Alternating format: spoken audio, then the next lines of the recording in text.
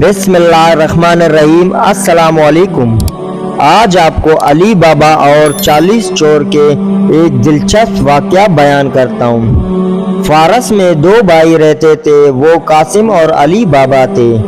एक दिन उनके वालिद के इंतकाल के बाद बड़े भाई कासिम ने कहा, अब ये तुम्हारा घर नहीं रहा, चले जाओ और वापस मत आना। अली बाबा अपना घर छोड़ गया। वो पहाड़ पर गया और 40 चोरों को देखा। बड़ी चट्टान के सामने उन्होंने कहा, तल खोलो। जादुई अल्फाज से बड़ी चट्टान खुल गए और तमाम 40 चोर अंदर चले गए।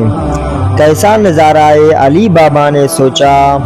तमाम चोरों के जाने के बाद अली बाबा करीब आया और उसने कहा, तल खोलो। चट्टान का दरवाज़ा खुला और अली बाबा अंदर चले गए। गार खजानों से भरी हुई थी। हैरत अंगेज अली बाबा चलाया। वो कुछ खजाना घर ले गया। वो अमीर हो गया। जल्दी अली बाबा के भाई कासिम ने इसके बारे में सुना। बाबा ने कासिम को खुफिया जगह के बारे में बताया। कासिम इंतज़ार नहीं कर सकता था। वो गार की तरफ भागा और उसने चलाया, तल खोलो। जल्दी दरवाज़ा खुल गया। वो बहुत पुरजोश था और उसने तमाम खजानों से अपनी बोरी भर ली। ताहम जब वो बाहर जाने के लिए तैयार हुआ तो देखा कि दरवाज़ा बंद था। उसने रोते हुए खुफिया अल्फाज को सोचने की कोशिश की। उसने कहा, खुले गधे, खुला बंदर। उसने कोशिश की और कोशिश की, लेकिन ये काम नहीं किया, बिल्कुल नहीं। जल्दी चोर वापस आए और कासिम को गुस्से में चोरों ने मार डाला। अली बाबा ने अपने भाई के बारे में सुना। वो गार में गया है, अपने भाई को ले गया और उसने उसे एक अच्छी जगह पर दफन किया। चोर पहले से ज़्यादा गुस्से में थे। उन्होंने कहा, यहाँ कोई था और वो उस आदमी को ले गया।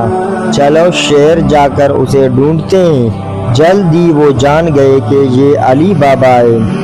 आखिरकार चोरों में से एक ने अली बाबा को देखा। उसने अली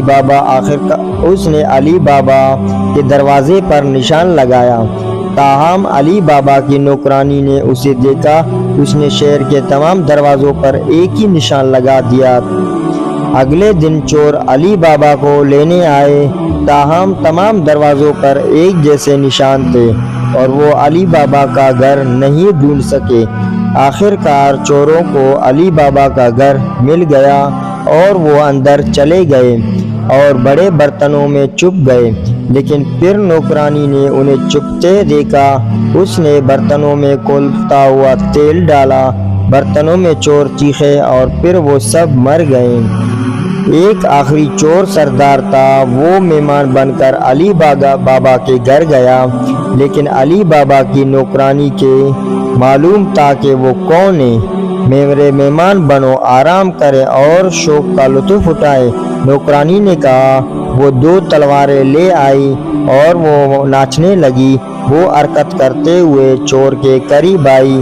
फिर उसने उसे तेज़ी से छुरा मारा। बाद में अली बाबा को मालूम हुआ कि क्या हुआ। वो उसकी मदद और हिकमत से हैरान था। मेरी जान बचाने के लिए आपका शुक्रिया, उसने कहा। अली बाबा ने अपनी नौकरानी से शादी की और वो हमेशा खुश व खुर्रम रहने लगे।